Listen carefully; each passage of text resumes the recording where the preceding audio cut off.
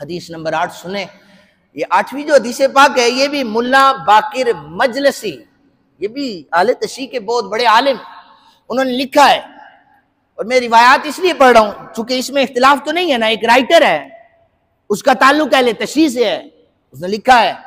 تو اکابر اگر لکھ رہے ہیں تو موجودہ دور کے لوگوں کو اپنے اکابرین کو سامنے رکھ کر ان چیزوں کو ماننا چاہیے. حضرت علی پاک کرم اللہ وجہ الکریم سے پوچھا گیا کہ اے مولا کائنات کرم اللہ وجہ الکریم، آپ یہ بتائیں کہ سب سے پہلے محشر کے میدان میں حساب و کتاب کس کا لیا جائے گا؟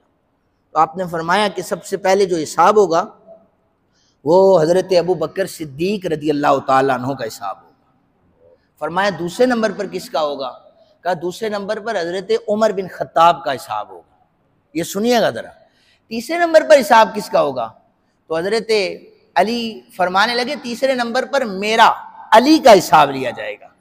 اور شخص کہنے لگا کہ یہ تیسرے نمبر پر تو حضرت عثمان غنی آتے نا خلافت کی ترتیب میں، تو آپ نے ان کا نام نہیں لیا، تو ان کا حساب کتاب کا معاملہ کیا ہے؟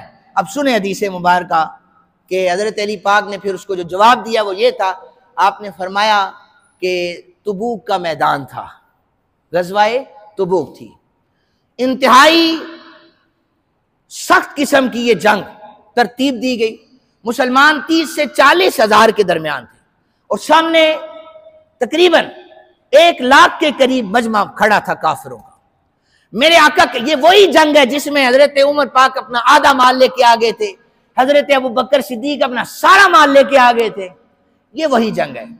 مال اکٹھا ہو گیا، اسلام کی طرف سے اعلان ہو رہا ہے اپنا اپنا مال لے کے آ جاؤ. صحابہ کرام رات میں مزدوریاں کر رہے ہیں، جس کے پاس کھجوریں ہیں وہ آ کر بھی رکھ رہا ہے. حضرت ابو بکر پاک کے گھر میں کوئی سوئی بھی باقی نہیں بچی، وہ بھی اسلام کے لیے پیش کر دی. اب اس سے آپ سیکھیں کہ کس انداز سے ان صحابہ نے اسلام کی خدمت کی ہے. اب حضرت بلال کو نبی پاک صلی اللہ علیہ وآلہ وسلم نے کھڑا فرمایا. حضور نے فرمایا بلال کھڑے ہو کر اعلان کر دو، ابھی بھی اسلام کے لیے ہمیں مال کی ضرورت ہے.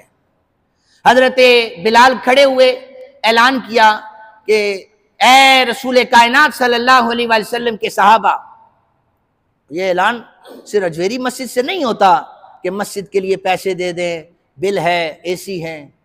یہ رسول کائنات صلی اللہ علیہ وسلم نے حضرت بلال سے بھی کروائے ہوئے ہیں اعلان حضرت بلال نے کیے ہوئے ہیں.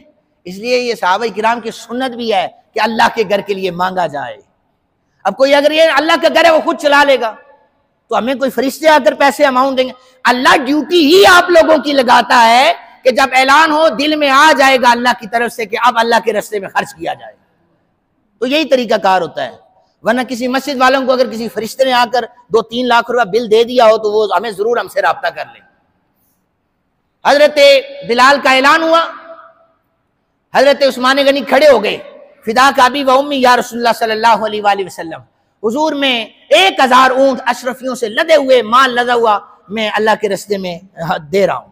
نبی پاک صلی اللہ علیہ وآلہ وسلم نے فرمایا بیٹھ جاؤ، بٹھا دیا. فرمایا بلال پھر اعلان کر. حضرت بلال نے اعلان کیا، اعلان پھر ہوا.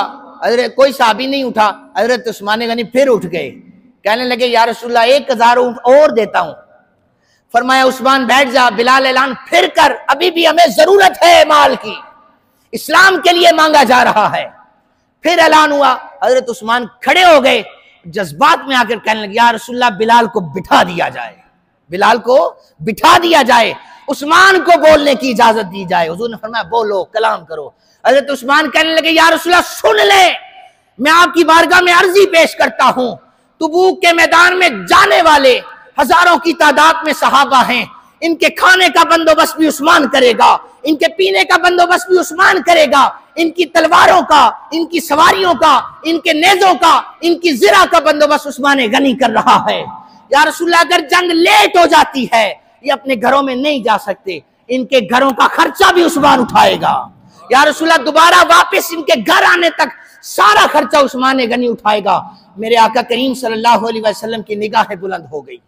حضور نے اوپر دیکھا.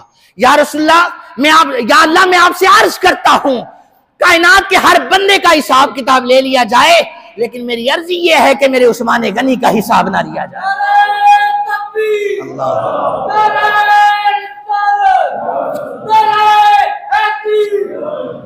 ہر شخص کا حساب لیا جائے، میرے عثمان کا حساب نہ لیا جائے۔ حضور نے تب فرمایا تھا لوگوں زمین پر چلتا پھرتا جنتی دیکھنا چاہتے ہو میرے عثمان غنی کو دیکھ لو۔ اس وقت حضرت علی المرتضیٰ نے فرمایا، جو میں نے ملا باقر مجلسی کی روایت پڑھی ہے کہ اس میں حضرت علی پاک نے فرمایا کہ تیسرے نمبر پر میں نے اپنا نام اس لیے لیا ہے کہ عثمان کے بارے میں تو حضور نے فرمایا اسے حساب کتاب ہوگا ہی نہیں۔